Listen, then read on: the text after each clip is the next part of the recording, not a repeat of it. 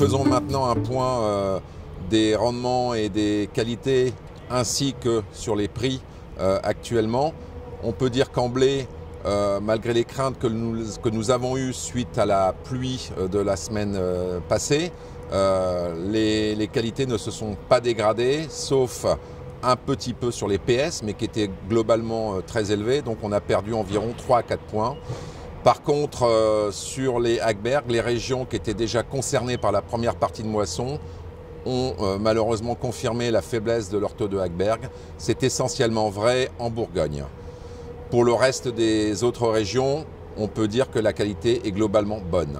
Au niveau des colzas, on a eu des rendements qui sont très bons, bons à très bons, entre 35 à 50 quintaux dans le meilleur des cas, donc une bonne année pour les colzas.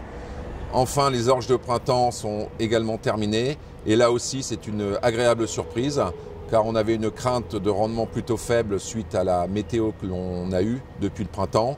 Et pour finir, les orges s'en sont très bien sortis avec des rendements globalement bons, un taux de protéines tout à fait satisfaisant pour les malteries, donc une agréable surprise.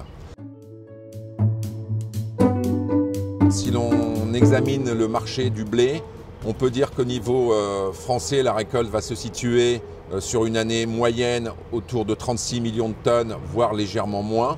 Au niveau pays de la mer Noire, c'est plutôt bon, avec néanmoins des soucis de qualité sur la partie russe.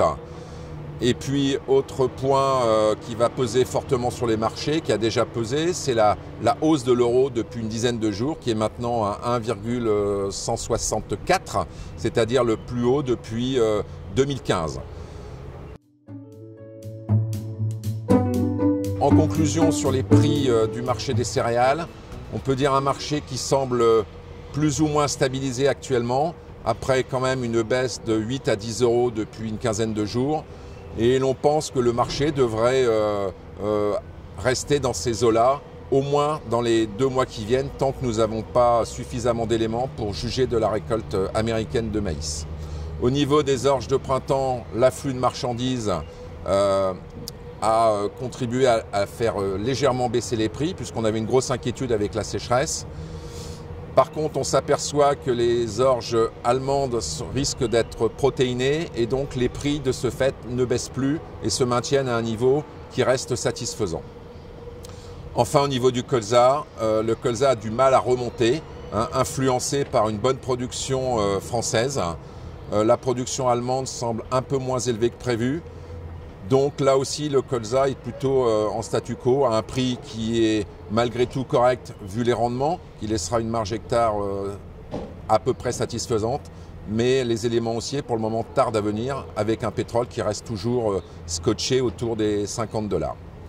Voilà pour les marchés très rapidement. Bien évidemment, tout ça sera affiné au fil du temps. Soufflet Agriculture reste bien évidemment à votre disposition et nous souhaitons une bonne fin de moisson pour ceux qui n'ont pas encore terminé. Merci.